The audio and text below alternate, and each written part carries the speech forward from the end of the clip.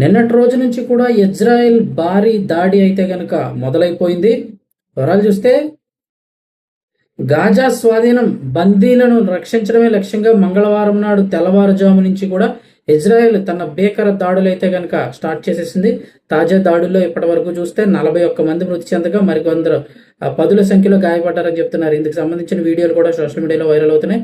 ఇక Gaza కాలిపోతుందని Israel రక్షణ మంత్రి కాడ్జ్ పేర్కొన్నారు. ఎత్తైన భవనాలు చాలా వరకు అగ్నికి ఆహుతవుతున్నాయి. ఇక గాజా నగరాన్ని స్వాధీనం చేసుకోబోతున్నామని, ఇందులో భాగంగా భారీ వైమానిక దాడులు జరుగుతున్నాయని ఇజ్రాయెల్ రక్షణ మంత్రి అయితే తెలిపారు. ప్రస్తుతం తాము బందీల విడుదలపైనే దృష్టి పెట్టినట్లు చెప్పారు. ఉగ్రవాదుల మౌలిక సదుపాయాలను కూడా కూల్చివేస్తున్నట్లు పేర్కొన్నారు. రాత్రి నుంచి భారీ దాడులు జరుగుతున్నాయని, పాలస్తీనా భూభాగంలోని అతిపెద్ద నగరంలో ఇంటెన్సివ్ ఆపరేషన్ జరుగుతుందని పేర్కొన్నారు.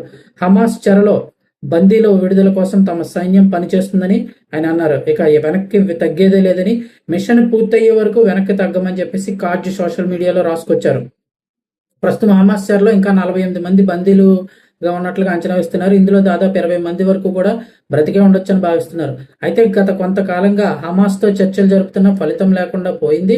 గత వారం ఖతార్లో మకాం వేసినటువంటి హమాస్ నాయకుల లక్ష్యంగా ఇజ్రాయెల్ దాడులు చేసింది. ఈ ఘటనలో 5గురు హమాస్ నాయకులు, ఒక ఖతార్ అధికారి కూడా చనిపోయారు.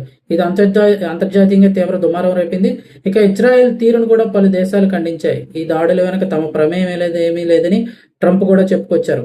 అయితే వాస్తవంగా ఖతార్పై దాడి చేయడానికి మొస్సాద్ అలాగే ఐడిఎఫ్ కూడా ఇష్టం లేనట్లు తెలుస్తోంది. నెతన్యాహు ఆదేశాలతోనే ఈ జాడులు అయితే జరిగినట్లుగా వార్తలు అయితే వినిపించాయి. నిన్నటి రోజున కూడా 50 దేశాలు అయితే కలుస్తున్నట్లుగా కూడా ఒక మీటింగ్ అయితే కనుక నిర్వహించబోతున్నట్లు అయితే తెలిసింది. అయినా కూడా ఇజ్రాయెల్ అధికారులు అయితే మేము ఎట్టి పరిస్థితుల్లో భయపడేది లేదని బహిరంగంగానే ప్రకటించారు.